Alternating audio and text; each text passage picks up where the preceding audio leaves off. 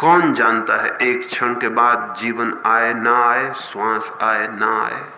सच्चाई यही है कि एक एक क्षण जीवन दांव पर लगा हुआ है। अभी आप यहां बैठे हैं इतनी सुस्ती से, इतने आराम से, अगर आपको खबर की जाए कि बस घंटा भर और है आपके जीवन के लिए, तो वो घंटा क्या होगा? या आपको कहा जाए कि बस एक क्षण और है, ये अंतिम क्षण है, उस क्षण में आप कैसे जिएंगे? सच्चाई भी यही है कि एक आदमी को एक क्षण से ज्यादा जीवन मिला हुआ नहीं, दूसरे क्षण का कोई भरोसा नहीं, वो आए और ना आए। जो क्षण मेरे हाथ में है वही मेरे हाथ में है। अगर उस क्षण को मैं अपनी पूरी शक्ति से नहीं जीता हूं तो मैं जीवन की कला कभी नहीं सीख पाऊंगा। अगर मैं भोजन कर रहा हूं तो कौन जानता है दोबारा भोजन कर सकूंगा कि नहीं। अगर मैं किसी को प्रेम कर रहा हूं तो कौन जानता है दोबारा ये प्रेम का क्षण आएगा या नहीं। अगर मैं आकाश के तारे देख रहा हूं तो कौन कह सकता है कि दोबारा ये तारे मुझे देखने को मिलेंगे या नहीं। तो एक ही बात हो सकती है जीवन की कला की, पहला सूत्र यही हो सकता है कि जो भी मैं कर रहा हूं, जिस क्षण से भी मैं गुजर रहा हूं, जो भी मैं हूं, वो मैं समग्रता से हो जाऊं, वो मैं पूर्णता से हो जाऊं, वो मेरा टोटल, वो मेरे समग्र जीवन का केंद्रित अणु बन जाए, क्योंकि उसके बाहर का कुछ भी पता नहीं है, उसका कुछ भी पता नहीं है। आज रात जब आप सोएं तो कौन सा पता है कि कल सुबह आप उठेंगे।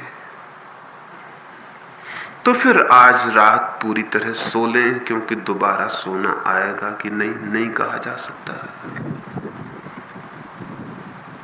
और अगर मित्र को विदा देने गए हैं तो ये विदा इतनी संपूर्ण हो, इतनी परिपूर्ण कि कौन जाने ये मित्र दोबारा मिलेंगे कि नहीं। लेकिन हम ऐसे ढीले ढाले जीते हैं कि वहां हमारे जीवन में क्षणों की तीव्रता का कोई बोध ही नहीं है, कोई स्पष्टता ही नहीं है। हम ऐसे जीते हैं जैसे हमेशा जीने को है। हम ऐसे जीते हैं जैसे सुस्ती से और आहिस्ता से, जैसे जीवन एक लेजीनेस है, एक आलस है, एक प्रमाद है। जीवन एक तीव्रता है, और जो जितनी तीव्रता से जीता है वो जीवन के मंदिर में उतना ही गहरा प्रविष्ट हो जाता है। लेकिन तीव्रता तो सिखाई नहीं जाती। न हम रोते हैं कभी तीव्रता से कि हमारे सारे प्राण आंसू बन जाएं, तब वे आंसू भी अद्भुत हो जाते हैं जो पूरे प्राणों से आते हैं। तब उन आंसुओं का मोल बहुत ज्यादा है, तब वे किन्हीं भी हीरे जवाहरातों, किन्हीं भी मोतियों से ज्यादा बहुमूल्य हैं। वो आंसू जो पूरे प्राणों की झलक लेके आते हैं। एक बार भी वैसा आदमी जब रो लेता है तो रोने के द्वार से ही वो जीवन से संबंधित हो जाता है। या कि जब हम मुस्कुराएं तो वो हमारे पूरे प्राणों की मुस्कुराहट हो, तो वो मुस्कुराहट भी हमें उसी तीव्रता में ले जाती है। जीवन का प्रत्येक अनुभव तीव्रता बने, इंटेंसिटी ले। लेकिन क्या हमारे जीवन में ऐसी तीव्रता है? नहीं है तो फिर जीवन एक बंधन मालूम होगा, और वो जीवन का कसूर नहीं, वो आपके शिथिल, अतीव्र, ढीले ढाले, सुस्त और प्रमादी जीवन का लक्षण है। वो आप जीना नहीं सीखे, इस बात का सबूत है। जीना मेरी दृष्टि में, या कभी भी जब जीवन को आप जानेंगे तो आपकी दृष्टि में भी प्रतिपल एक दांव है, एक जुआ है, उस पर सब कुछ लगा देना है। जो सब कुछ लगा देता है वही सब कुछ को जान भी पाता है। हम कुछ लगाते ही नहीं, हमारा सब झूठा, सब शाब्दिक है।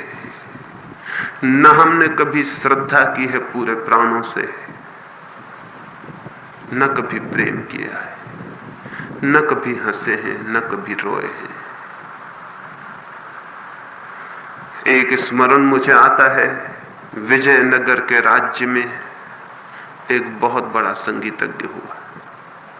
उसकी 70वीं वर्षगांठ राजधानी में मनाई जाती थी, राज दरबार में मनाई जाती थी।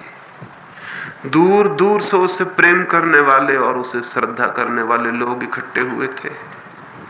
वे अनेक अनेक भेंट लाए थे, बहुमूल्य से बहुमूल्य।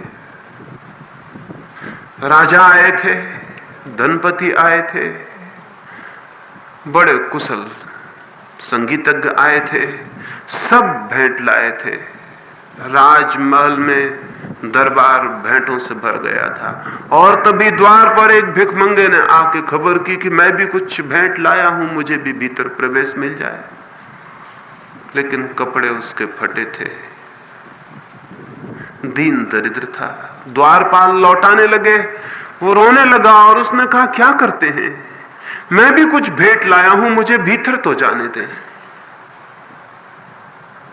लेकिन भिखमंगे को कौन भीतर आने दे? लेकिन उसकी आवाज, उसका रोना, उसका चिल्लाना भीतर तक पहुंच गया। संगीतज्ञ को खबर मिली, उसने कहा कि जरूर आ जाने दे, जो भी वो लाया है, भिखमंगा ही सही, भेंट तो प्रेम की होती है, जरूर कुछ लाया होगा। वो भिखमंगा ज्यादा उम्र का नहीं था, मुश्किल से 40 वर्ष उसकी उम्र थी। वो द्वार में आया, हजारों लोग राज दरबार में थे, वो भीतर लाया गया। वो संगीतज्ञ के चरणों में झुका और उसने कहा कि हे परमात्मा, मेरी शेष उम्र संगीतज्ञ को दे दो। और उसी क्षण उसके प्राण निकल गए।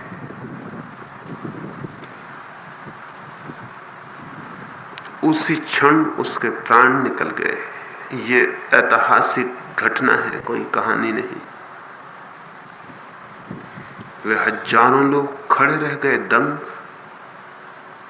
ऐसी भेंट न तो कभी देखी गई थी, न सुनी गई थी। लेकिन पूर्णता के क्षणों में भी, पूर्णता के क्षणों में ही ऐसी संभावना घटित हो सकती है। पूरे प्राण,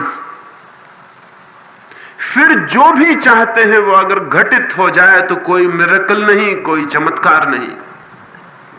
पूरे प्राणों से उठी प्रार्थना उठने के पहले पूरी हो जाती है, और पूरे प्राणों से उठी आकांक्षा शब्द बनने के पहले सत्य हो जाती है, और पूरे प्राणों से चाहे गए स्वप्न रूप लेने के पहले यथार्थ हो जाते हैं। लेकिन पूरे प्राणों से न हमने कभी कुछ चाहा है, न पूरे प्राणों से हमने जीने की कला सीखी है। इसलिए जीवन एक बंधन मालूम होता है। पूरे प्राणों से जो जीता है वो निरंतर स्वतंत्रता में जीता है, वो हमेशा फ्रीडम में जीता है। उसके लिए कोई मोक्ष कहीं नहीं, प्रतिपल वो मोक्ष में जीता है। इसलिए कोई मोक्ष स्वर्ग में नहीं है, कोई मोक्ष आकाश में नहीं है, वो है जीवन की परिपूर्णता से जीने की कला में। रविंद्रनाथ मरने को थे।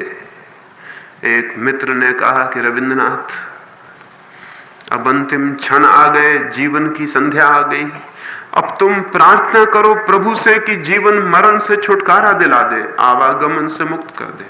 रविंद्रनाथ ने आंखें खोल ली जो बंद थी, और वे हंसने लगे। और उसने कहा, रविंद्रनाथ ने कहा अपने मित्र को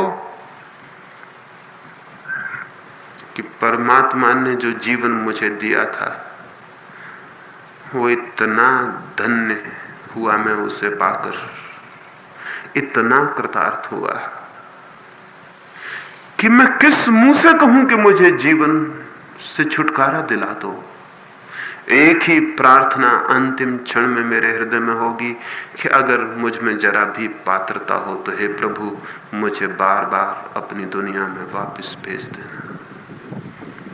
अगर जरा सी भी पात्रता हो मुझ में तो मुझे बार बार अपनी दुनिया में भेज देना। तेरी दुनिया बहुत सुंदर थी, और अगर कहीं कोई कुरूपता मुझे दिखी होगी तो वो मेरे देखने का दोष रहा होगा, वो मेरी भूल रही होगी।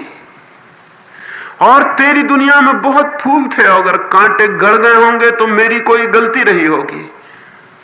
अगली बार आऊं तो और समर्थ होके आऊं, ताकि तेरे जीवन के आनंद को और भी अनुभव कर सकूं। गांधी ने जीवन के अंतिम दिनों में एक अद्भुत प्रयोग किया था, शायद आपके ख्याल में न हो, क्योंकि गांधी के शिष्यों ने उसे छिपाने की पूरी कोशिश की। उस प्रयोग की चर्चा पूरे मुल्क में नहीं हो सकी। गांधी ने जीवन के अंतिम दिनों में एक छोटा सा प्रयोग किया था, शायद उनके जीवन का सबसे महत्वपूर्ण प्रयोग। वे एक नग्न युवती को लेकर रात सोने लगे थे, ताकि वे ये पूरा का पूरा अनुभव कर सकें कि उनके मन में कहीं अब भी कोई वासना की रूपरेखा, कहीं कोई अब भी शरीर का आकर्षण शेष तो नहीं रह गया है। प्राण जब पूरे के पूरे प्रभु की तरफ बहने लगे हों, तो शरीर की तरफ बहने को मन में कोई भाव शेष नहीं रह जाता है।